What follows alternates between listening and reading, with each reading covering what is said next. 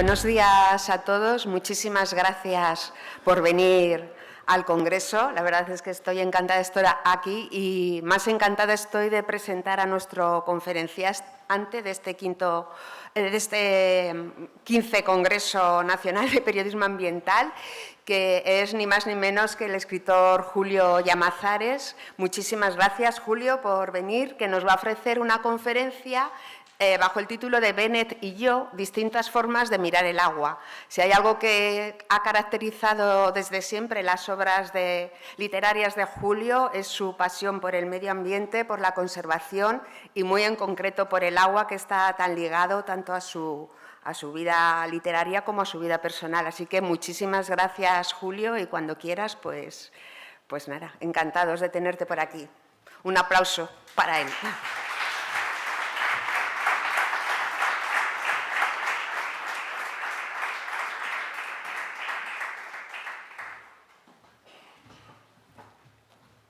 Bueno, buenos días. A ver,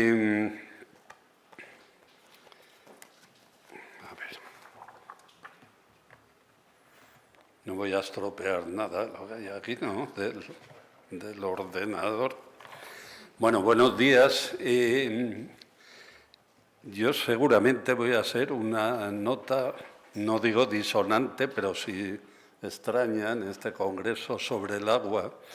Primero porque no soy técnico, no soy especialista en nada, pero en agua menos.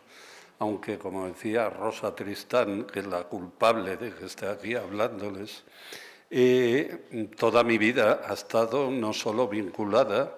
sino marcada por el agua. La pregunta a la que más veces he respondido en mi vida como escritor es cómo ha influido en su literatura, claro, cuando te preguntan como escritor, y en su vida, el hecho de haber nacido en un lugar que está debajo de un embalse. Y a lo largo de mi vida he dado muchísimas respuestas, siempre con la conciencia de dar palos de ciego, porque es muy difícil para mí mismo saber hasta qué punto te ha influido esa circunstancia biográfica y cómo ha determinado tu literatura, tu sensibilidad, tu manera de estar en el mundo, tu estilo. Por tanto, hoy seguramente daré una respuesta más elaborada, porque he escrito un texto expresamente para esta ocasión. Y lo que sí quiero en este congreso, he escuchado un poco ahora, he llegado hace un poco, las palabras del secretario de Estado, era el que me ha precedido en el uso de la palabra, yo voy a dar voz aquí indirectamente a la gente que más ha sufrido para que los demás podamos tener agua, para que los españoles puedan disfrutar de un bien que cada vez es más escaso, como decía el secretario de Estado, más frágil y más difícil de conseguir, porque es muy fácil pedir agua, salir a la calle pidiendo agua, pero lo que es muy difícil es conseguirla, y sobre todo lo que la gente tiene que ser consciente también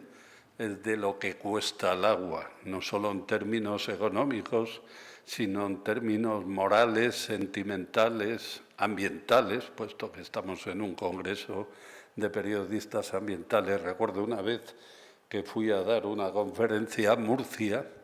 era la época del plan hidrológico, aquel famoso de Aznar, y toda Murcia estaba llena de pancartas que decían: tenemos sed, queremos agua. Y cuando en la conferencia que yo di hablé de lo que voy a hablar ahora, y la gente empezó a entender también la otra parte de la película, que es lo que ocurre para que tú tengas agua en tu casa, para que tú tengas agua para regar. Y la gente ignora que en España hay más de 500 pueblos bajo el agua, 500 Atlántidas sumergidas. Ignora que se calcula porque ni siquiera hay cifras, porque las confederaciones tradicionalmente se han negado a dar cifras al respecto. Hay unas 50.000 personas directamente expulsadas de sus lugares por la construcción de grandes y pequeños embalses, 50.000 personas a las que se les ha arrancado de su lugar de origen y se les ha trasladado a otros lugares, y normalmente la sociedad ni se lo ha recompensado, ni les ha escuchado, ni sabe prácticamente su existencia. Yo me he encontrado a lo largo de mi vida con la sorpresa de encontrarme con gente no muy ignorante y con gente no muy joven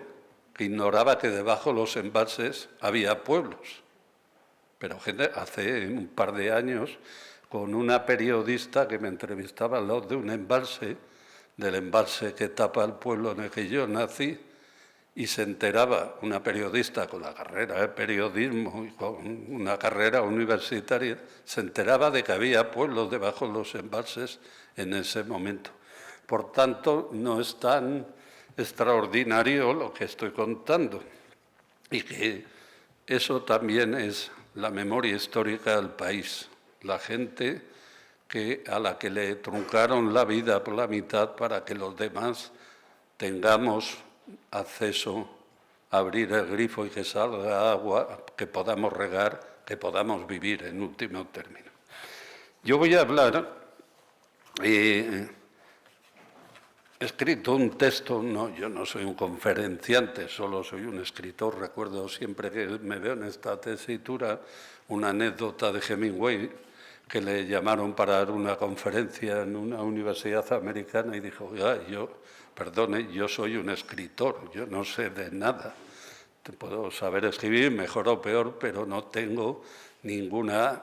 capacidad científica, ni siquiera literaria, desde el punto de vista teórico, para conferenciar. Yo voy a contar en un texto, para no irme por las ramas, una historia personal que ilustra mucho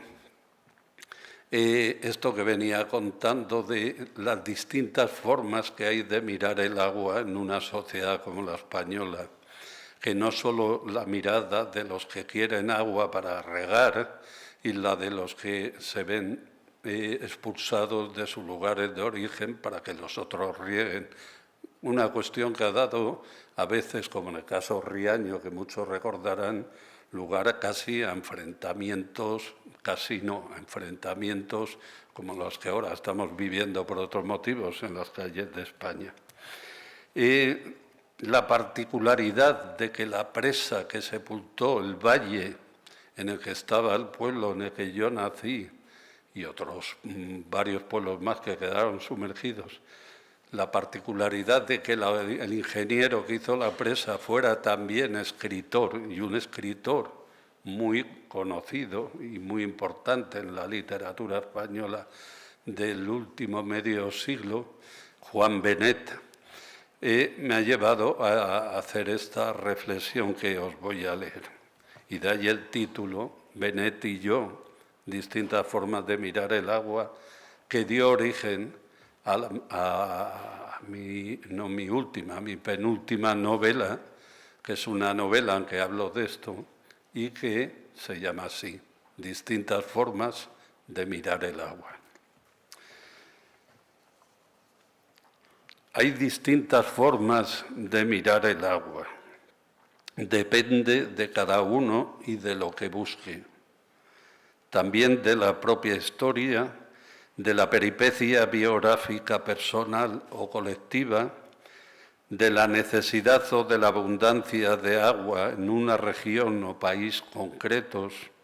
de la capacidad de metaforización de la realidad o de la nula imaginación o inclinación a la fantasía de las personas. El agua, como cualquier otro elemento de la naturaleza, solo que con más poder de influencia en la vida de las personas debido a su fragilidad y a su escasez y a su necesidad para la supervivencia humana, admite muchas miradas distintas y, por lo tanto, alienta pasiones y sueños muy diferentes.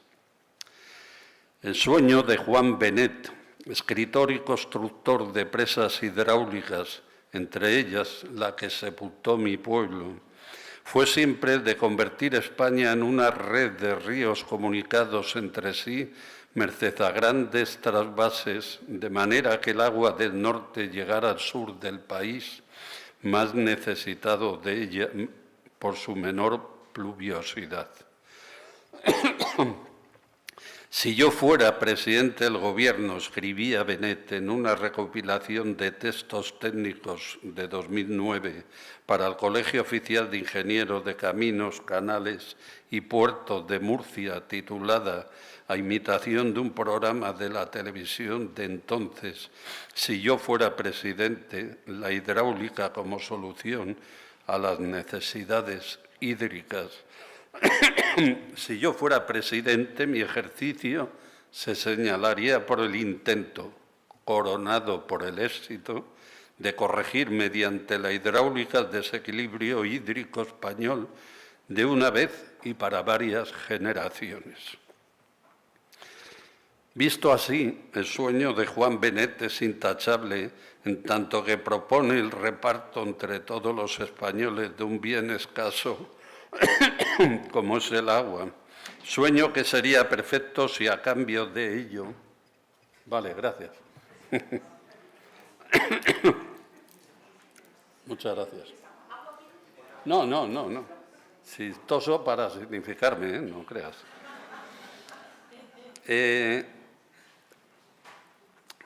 Decía que visto así,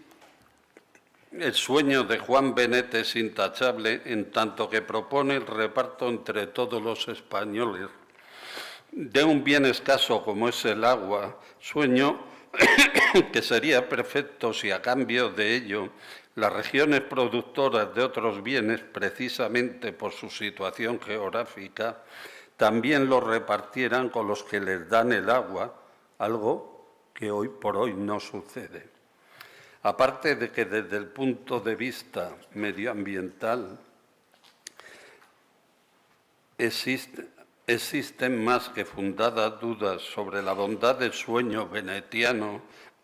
aunque solamente sea porque los ríos, contra lo que algunos piensan, no son simples cauces transportadores de agua, sino que sirven también como elemento de humidificación y aporte de nuevos limos a las riberas por las que pasan, o a los deltas en los que desembocan, sin contar con su condición de hilos vertebradores de vida, cultura y economía. En el extremo opuesto al de Juan Benet estarían esas personas que han hecho de la ecología una religión moderna. Me refiero a esas personas normalmente agrupadas en asociaciones. Vale. Hablando del agua, pues precisa. Espera un segundo. No tengo COVID, no os preocupéis.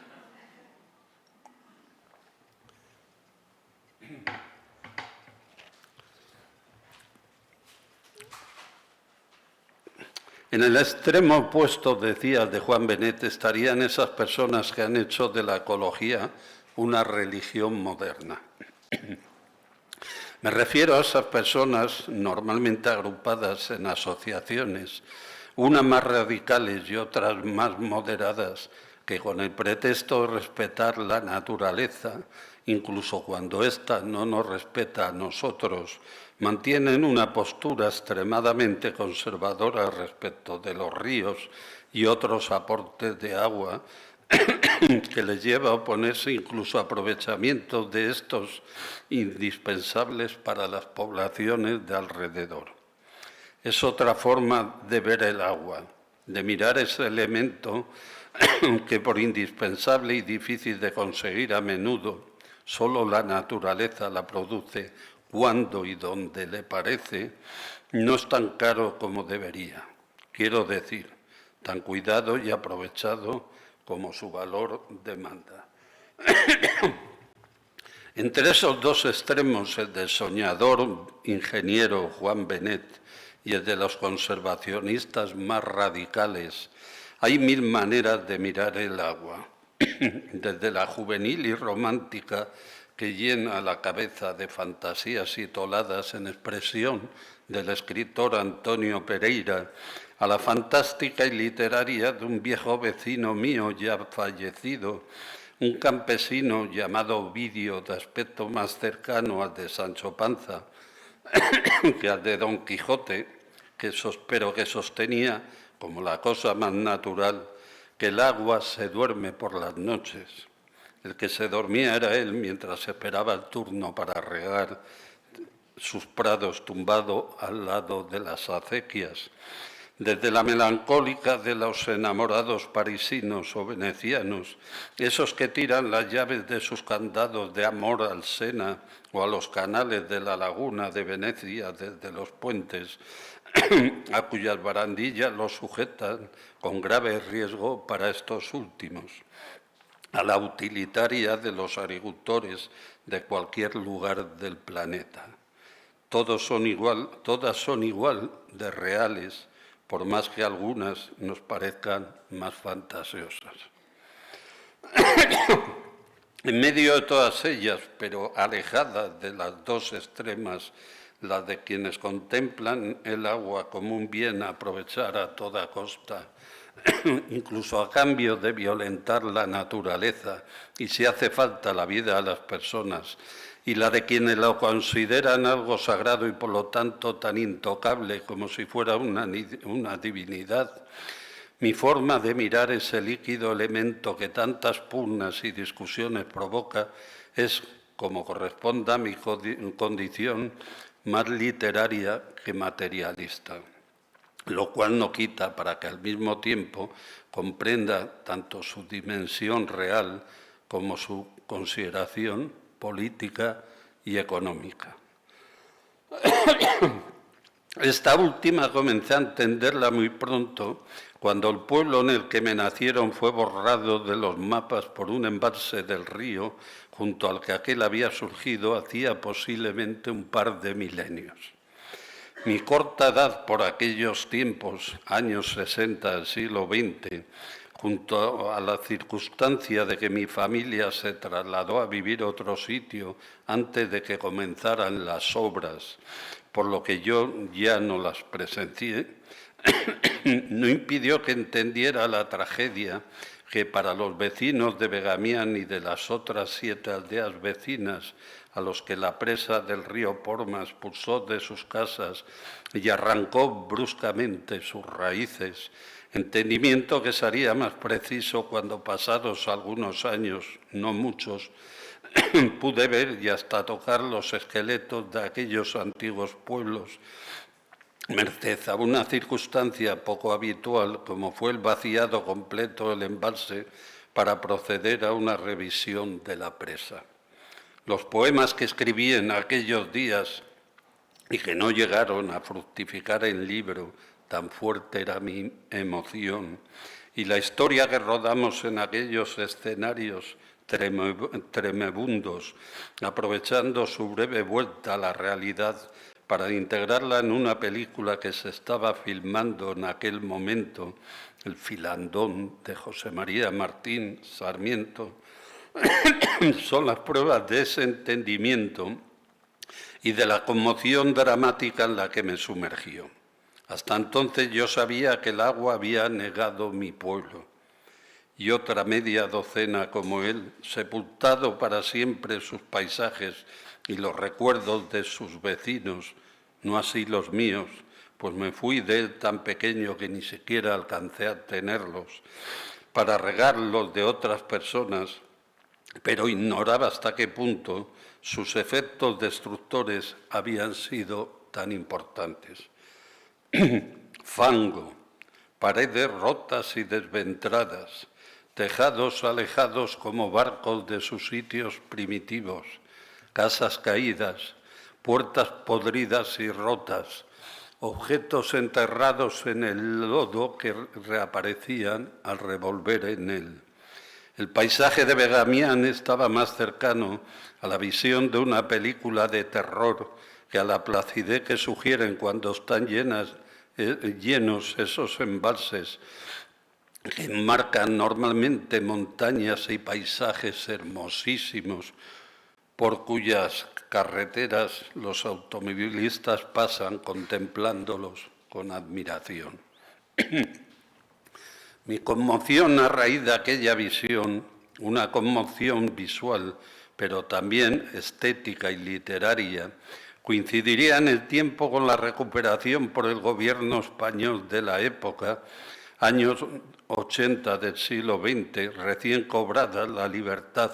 y la democracia en este país, de un viejo proyecto hidráulico comenzado por el régimen de Franco, pero inacabado a la muerte del dictador, así como la puesta en marcha de algunos otros proyectados, como la mayoría de ellos en tiempos del regeneracionismo. Los sucesos de Riaño, con todas sus circunstancias dignas de olvido, la actitud de unos gobernantes de filiación socialista que hasta pocos años antes criticaban las grandes obras hidráulicas del franquismo y que de pronto pasaban a promoverlas, la insensibilidad con la que las acometieron, la dureza con la que reprimieron a quienes se oponían a su culminación, el egoísmo y la insolidaridad de los presuntos beneficiarios por el cierre de la presa de Riaño, ya fueran las compañías hidroeléctricas o los agricultores de la tierra de campos leonesa y castellana, que reclamaban el agua sin preocuparse por los perjudicados, incluso amenazándolos a ellos y a quienes los apoyábamos por manifestarse en contra, me sumergieron en un sentimiento mezcla de estupor y rabia que perduró en mí mucho tiempo y aún perdura en cierto modo. Aunque el que acabaría triunfando fuera de la melancolía, quizá por aquello que decía Ortega y Gasset, de que el esfuerzo inútil conduce inexorablemente a esta.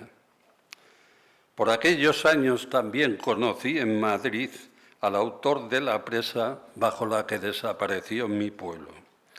Semi-retirado ya de su trabajo como ingeniero y convertido en un escritor prestigioso, que no famoso, su literatura hermética no se lo permitía,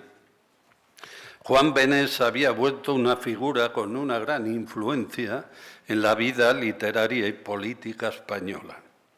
Habitual de las noches madrileñas que yo vivía también con intensidad,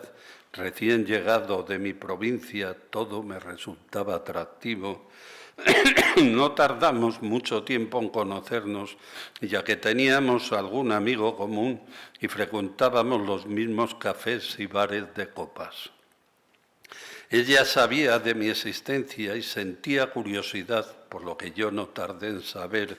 por aquel joven poeta que había nacido en un lugar que para él era muy significativo, no solo por haberlo sepultado con la primera presa que dirigía como ingeniero, sino por servir de trasunto escénico de la primera novela que escribió precisamente mientras construía aquella, Volverás a Región, una novela que hoy es ya un hito de la literatura española del siglo XX. Por mi parte, mi curiosidad por Juan Benet era más literaria que personal, y dentro de esta, además, el rechazo primaba sobre cualquier otro sentimiento. Aunque yo no había sufrido directamente las consecuencias de su primera obra de ingeniería, le consideraba culpable del sufrimiento al que había condenado a mis antiguos vecinos de Begamián, a muchos de los cuales vi llorar numerosas veces al recordarlo, incluso muchos años después de desaparecido el pueblo. Así que nuestro primer encuentro fue un tanto raro, pese a que ni siquiera hablamos de lo que nos unía. Tendría que pasar el tiempo para que trabáramos cierta familiaridad que nunca pasó de ahí, aunque nos vimos bastantes veces. Incluso yo lo entrevisté una vez en la televisión para un programa en el que trabajé algún tiempo en los años 80. Entre otras cosas, porque polemizamos públicamente en la prensa sobre el cierre del pantano de Riaño y sobre la política hidráulica de los gobiernos de Felipe González, en la que Juan Benet influyó bastante y sobre la que disentíamos radicalmente, como es natural. Sin dejar de hacerlo hasta hoy, con los años le he perdonado, no obstante, lo que me dijo una de aquellas noches, seguramente animado por el mucho whisky que había bebido. Tampoco lo necesitaba. Benet siempre hizo de su arrogancia un escudo, aunque conmigo la utilizó pocas veces. No sé de qué te quejas si tú eres escritor gracias a mí, me dijo. Lógicamente, en aquel momento la frase la recibí como un insulto y como tal le respondí con otro que él hizo como que no escuchó, aunque eso sí, se levantó de la mesa en la que yo estaba y se fue. Seguimos viéndonos y hablando de cuando en cuando, pero nunca volvimos a hacerlo de aquella noche. Era como si los dos supiéramos que había algo entre nosotros que nos aproximaba y nos alejaba a la vez. Lo que nos aproximaba y nos alejaba a la vez no era otra cosa que nuestra relación con el río Porma y con Begamián y nuestra diferente forma de mirar el agua. Pues si bien compartíamos una parte de ella, la de su necesidad y la de su contemplación como reflejo del propio espíritu, tan literaria como filosófica, disentíamos en la otra, y esto es, en su observación pragmática. Mientras que para Benet el agua, aparte de un espejo en el que contemplar la vida, era un bien a domeñar y aprovechar hasta la última gota, tan necesario le parecía para el progreso de los países, para mí esta mirada utilitarista quedaba inutilizada por la primera, máxime después de haber sufrido indirectamente las consecuencias de esa domesticación. Y es que la vida no se ve igual desde una perspectiva personal que desde otra. De la misma manera en que el mar o un río no son iguales para el pescador que vive de ellos que para la persona que los contempla al pasar al lado. Lo más curioso de todo es que la explicación a ello la dio el propio Juan Benet cuando, para recriminarme mis críticas a su labor y a la de quienes como él anteponían en su trabajo los objetivos a sus consecuencias, los fines a los medios, el beneficio económico a la destrucción causada, justificando esta por los primeros, me dijo aquella frase que tanto me ofendiera aquella noche, pero que con el tiempo acabaría aceptando como acertada. En efecto, yo era escritor gracias a su intervención, al desgarro que ésta comportaría en mi vida, a la sensación de pérdida y desarraigo que siempre me acompañaría ya y que impregna todo lo que yo escribo. O si no, ¿de dónde viene esa debilidad mía por la memoria, por la fugacidad del tiempo y de las personas, por el paisaje como soporte estético de la vida, por el agua y por la nieve como símbolos de un mundo en continua destrucción y como metáforas de la fragilidad humana? No seré yo quien intenta aquí extraer conclusiones psicoanalíticas de mi propia obra, que sin duda será susceptible de ellas, como la de todos los escritores, pero rememorándola, advierto enseguida en ella una querencia por ciertos símbolos que sin duda tienen que ver con mi biografía. Que el escritor no elige los temas, sino que estos se le imponen en función de su existencia y su sensibilidad. Es algo que descubrí ya hace mucho, pero que los símbolos también lo hacen, me ha costado bastante más comprenderlo. Quizá porque los símbolos, al contrario que los temas narrativos, vienen de lo irracional y a la irracionalidad regresan cuando han cumplido su cometido. Los ríos, la nieve, el agua, la luna, el amarillo que lo ilumina todo, el rojo y negro de las estaciones, los bueyes y las ortigas, las catedrales y los mendigos, son elementos que se repiten en mis poemas y en mis novelas y cuyo significado trascienda de su propia esencia. Porque el río del olvido no es el Curueño como tal río, sino su reflejo en mí. Porque el Duero no es el Duero solamente, sino el cuaderno en el que se quedó parado. Porque las fuentes y los arroyos que corren por mis novelas y por mis versos son los que surgen de mi memoria, esa materia fugaz que también se pierde, como la nieve, cuando la derrite el tiempo. Sin querer ejercer de crítico de mi propia literatura, puedo afirmar que el agua que brota de mis escritos es la misma que miraba cuando niño desde la orilla del río Porma o al atravesar los puentes desde las ventanillas del tren o del coche que me llevaban de un lugar a otro, cosa que no he dejado de hacer hasta el día de hoy. Y es que aquel agua, aquella nieve deshecha por el deshielo que bajaba en primavera de los neveros de las montañas de mi provincia, aquel murmullo infinito que brotaba de las fuentes y los cauces de los ríos en verano mientras me bañaba en ellos, no lo hacía tanto en el fondo de estos como en el de mi propio espíritu. Volverás a región, rezaba la profecía de Juan Benet, profecía literaria, pero que sería real para muchísima gente. Y a fe que en mí se cumplió, porque desde que la conocí no he hecho otra cosa que darle vueltas. En cada línea, en cada idea esbozo de pensamiento, en cada libro que escribo, en cada proyección de mi memoria y de mi vida,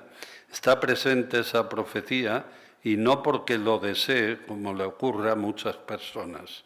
Me refiero a esas que cuando miran un río ven más que agua y cuando se detienen al borde de un embalse nos claman,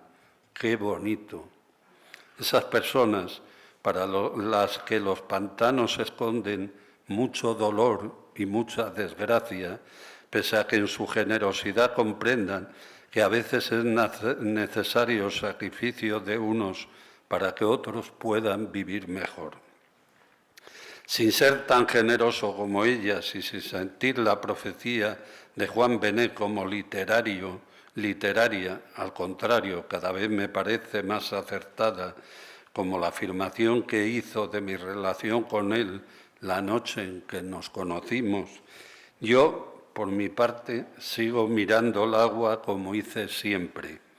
como un espejo en el que se refleja el mundo y con él todas nuestras pasiones. Aunque cuando me acuesto lo haga, como aquellos primeros colonos de la Nava, la laguna desecada en la tierra de Campos Palentina, a la que trasladaron a muchos de los vecinos de Begamián y de otros pueblos sumergidos de toda España, en las noches de lluvia, por si volvía a brotar de la tierra y había que salir corriendo, esto es, con una mano colgando fuera de la cama para que me despierte el agua antes de que me ahogue. Bueno, muchas gracias, perdón por las toses y esta...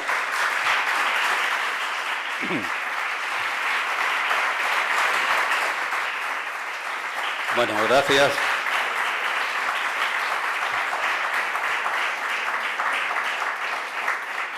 Y esta es mi aportación un poco extraña y literaria, pero que creo que es necesaria también conocer en un congreso sobre el agua tan importante, seguramente el elemento más importante para la supervivencia de toda la humanidad, pero que también conviene saber que hay otros puntos de vista que normalmente no se manifiestan o no se conocen, y ni siquiera por parte de la gente que trabajáis en esta materia. Muchas gracias.